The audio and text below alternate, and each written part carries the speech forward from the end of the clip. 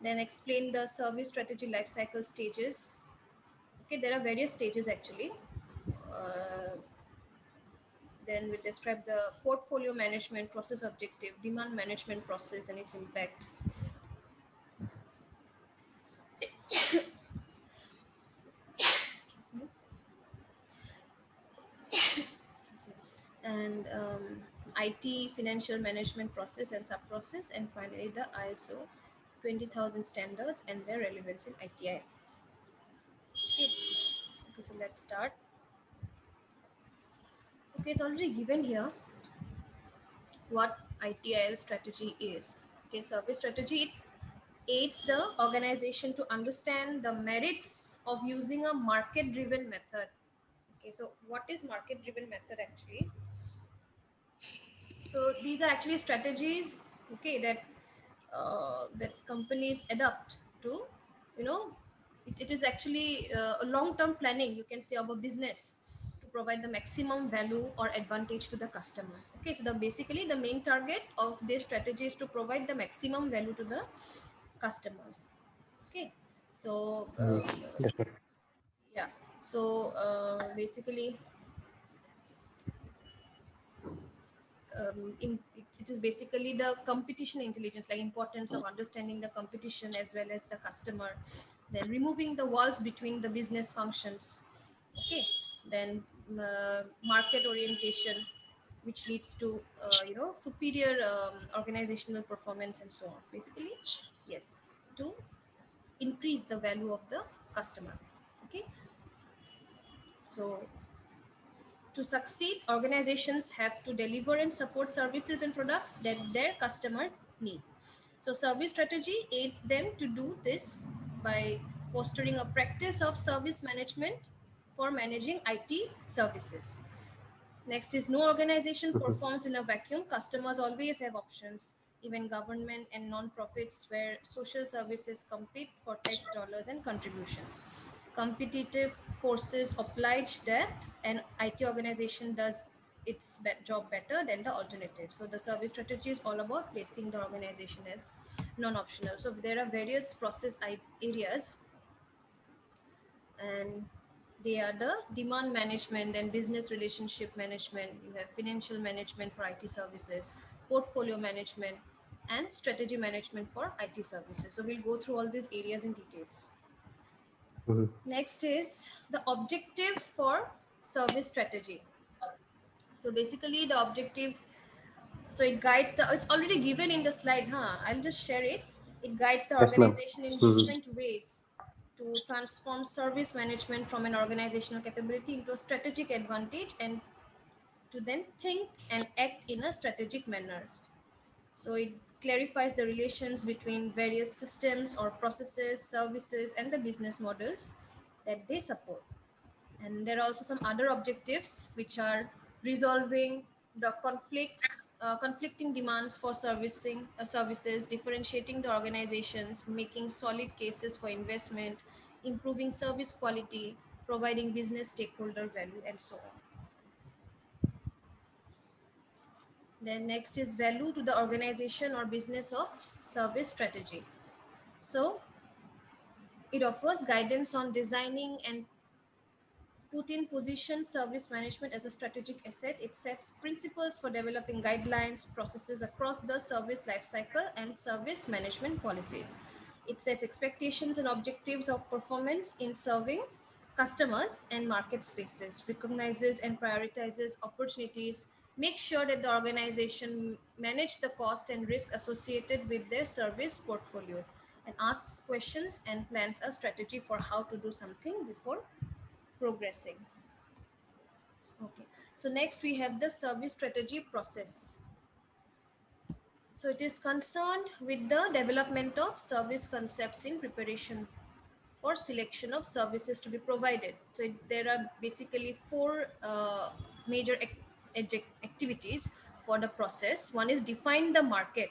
So look at what, so what is define the market? It will look at what the business needs and what it doesn't need. Next is developing offerings. So it develops strategies to satisfy the business needs. Next is develop strategic assets, focuses on using services to create the business value.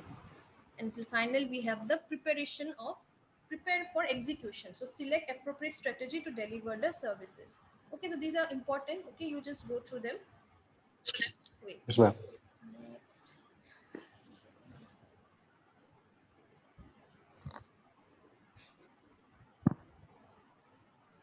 So basically,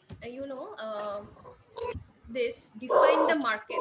Okay, define the market. So here, look at what the business needs and what it doesn't need. So basically, here, it will help you find out who the customers are. Okay, what to do, what do the customers value, and how do the customers define the value. Okay, next, develop the offerings. So here what is said is develop the strategies to satisfy the business needs. So what are the service offerings that would give value to the customer as described above? How can we offer unique or distinctive value as a service provider? So these are some concerns. Okay, next is develop strategic assets. So here, as given, focus on using services to create business value. So here basically, what capabilities would be required to offer the services identified, then what resources are needed to offer the services identified, and finally is prepare for execution. So preparing the appropriate strategy. So what preparations are required to develop or build the service? What what are our specific objectives for the service? Okay, so keeping those in mind, the strategy will be accordingly selected.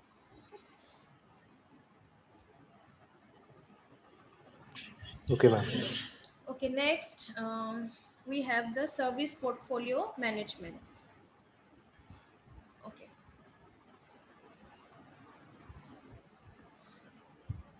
so what is service portfolio management? So this is actually concerned with the management of information regarding services in the service portfolio. So what is the aim? Actually, it's given here already. It is a means by which you can transparently and dynamically govern the resource investment. So the objective is to maximize the value of the business while dealing with the risks and cost. And in collaboration with the change management process, it evaluates the proposed services as well as the major changes in existing services. So basically, the aim behind is to describe a service provider's services in terms of business value. Okay, and these services which are controlled by the service provider, presenting the business needs and the ways a provider meets those needs. So by definition, the business value term match the marketing terms, and in doing so, it offers means of comparing service competitiveness across alternative providers. Okay.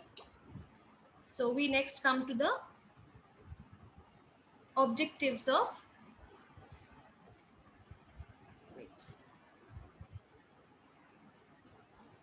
objectives of service portfolio management. So it basically has two objectives. Okay, compromise the complete set of services managed by a service provider and manage the complete life cycle of all services. And then we have three categories of service portfolio. One is service pipeline, which is used in proposed or in develop which is proposed or in development. Next we have retired services, and then finally we have service catalog, which is available for deployment.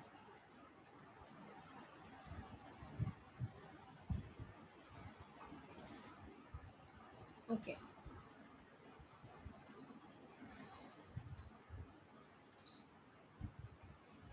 Next we come to the um, activities of service portfolio management. So here we have four broad activities. One is define, next is analyze, approve, and finally we have the charter. Okay, so starting with the one first, define. So what it does is it collects the information from all the remaining services as well as every proposed service. Okay, and it encompasses all the services the organization would offer if it had unlimited resources, time, and capabilities. Next is analyzing. So here what is done is value proposition prioritization. So basically it is to find the plans, perspectives, patterns and positions. It is to guide, it is used to guide the analysis and outcomes of service portfolio management. Okay, so service, okay. Next we have approve. So here it is service portfolio authorization. So the two earlier activities, okay, these two, defining and analyzing, it actually leads to a good understanding of what the future holds. Okay, and the result for the existing services falls under the following six categories. Okay, actually there it's not given here. There are actually uh, six R's, you can say. One is renew, next you have replace, then is retain, refactor, retire and rationalize. Okay, so I'll give you the notes accordingly. Okay, so renew means it Yes, ma'am. connects the functional fitness criteria. Okay, but it fails the technical fitness. Replace means these services have overlapping business functionality. Retain, it is mostly self-contained and it's a well-defined process, asset and system boundaries. So these are related and associated with the organization service strategy. Next is refactoring.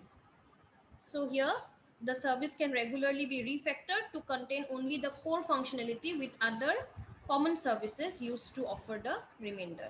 Next we have retire. Okay, retire is to they do, the services that do not meet least levels of technical and functional fitness. So retirement is often overlooked investment. This is possibly one of the largest hidden cost in a service provider's organization, especially in large organization. Finally we have rationalize. So mostly organizations discover they are offering services that are composed of multiple publications from the same operating system or various other versions of the same software. So these services must be rationalized. Next, we have uh, okay. Lastly, we have charter. So it is communication resource allocation. So it is basically related with communicating the decisions and allotting the sufficient resources and services. Okay. Then we have few terminologies here like service asset, service valuation, service pipeline, service catalog, retired services, business case, utility, and warranty. So what are these? Service asset. So it involves any ability or resource of a service provider. These types of assets are used by the organizations to generate value in kinds of goods and services. Next, we have valuation. So it offers the corporate and IT with the dimensions to agree on the value of the IT services. So value is generated by merging the utility and warranty. Next, we have pipeline. So the database or an organized document with all the IT services list that are under development or consideration. However, not available to the customers. Next, we have the catalog. So it's a structured document with information about databases or live IT services, including uh, which are available for deployment, and it is open for all customers. Next, we have the retired services. Okay, and then we have the business case. So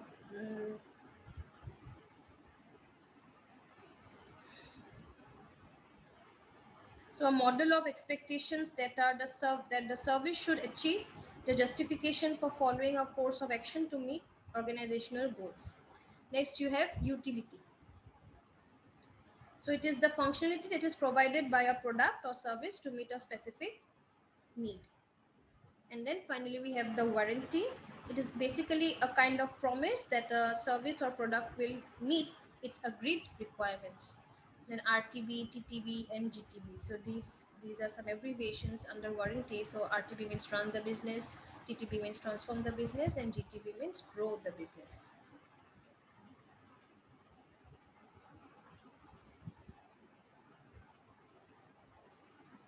Next, we have the demand management process.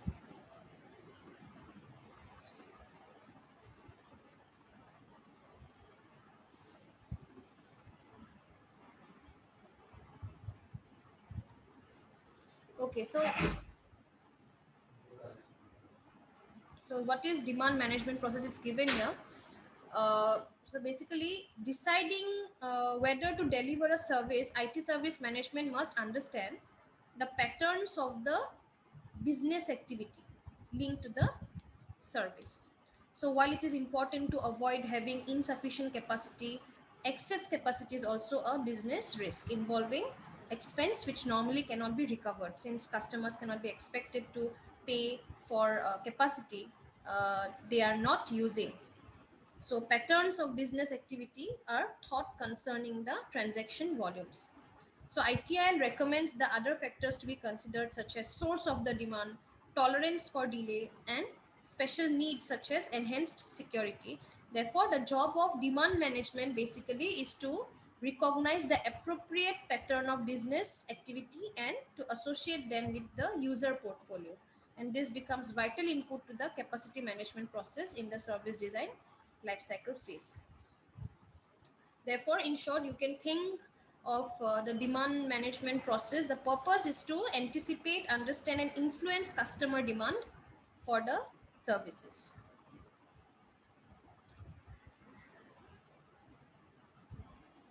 Next, we have some demand management roles, which are like all processes within the ITIL framework. Demand management has a chain of ownership and responsibility.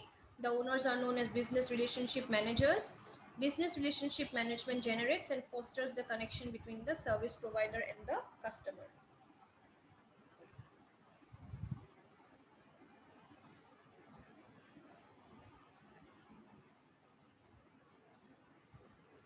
Next, we have the objectives and activities.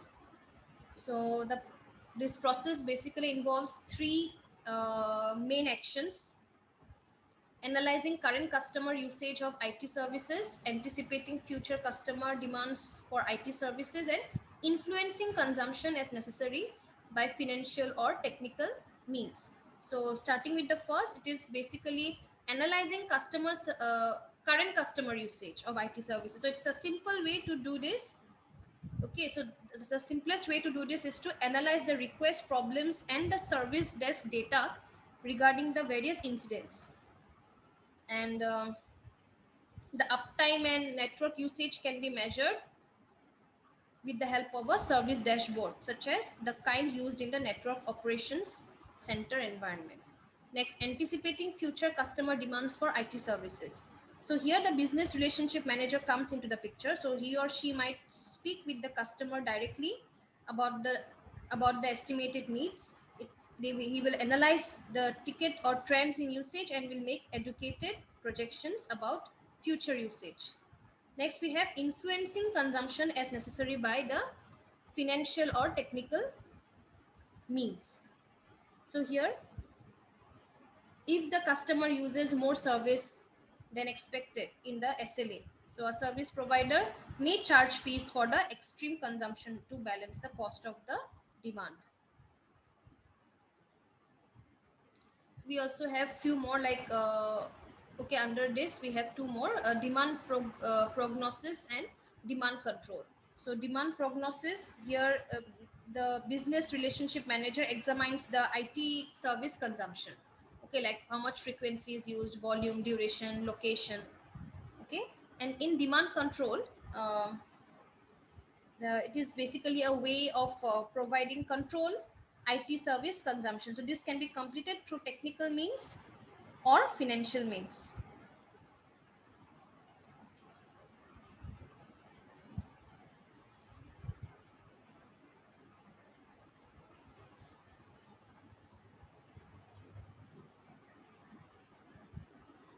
Next, we come to importance of ITIL demand management. So demand management is important for one simple reason: it is impossible to effectively plan for and meet service demands based on check alone. So trying to forecast how much service will rise based on what you think you remember about present demands versus the demand of other uh, like customers, resulting in incorrect data at best and costly overstuffing at worst. So precise planning needs analyzing the data gathered and client response. Inaccurate estimations have negative impacts on customer satisfaction. Okay. Then SLA metrics, business relationship management, financial management, strategy, service strategy, KPIs, and incident management. And finally, poorly managed service demand is an enormous risk for organizations. Inadequate planning for a risk is in service usage could mean neglected service levels and poor service quality across the entire service catalog. For business, that could mean anything from financial allegations to lose business altogether. Lastly, we have the related ITIL stages and processes. So, um demand management lines with many ITIL processes being a part of service strategy stage. It is closely associated with financial management for IT services, service portfolio management, and business relationship management. The question of how much service is enough is integral to those processes. For instance, the question of the amount of services to be offered directly affects the cost passed onto the service customer and IT budget. So here the demand directly affects which services are offered in the customer service catalog. Demand management is a minor but significant component within ITIL. Getting demand management mistaken impacts the services and the entire organization render. So following this, we have two more demand management. Wait.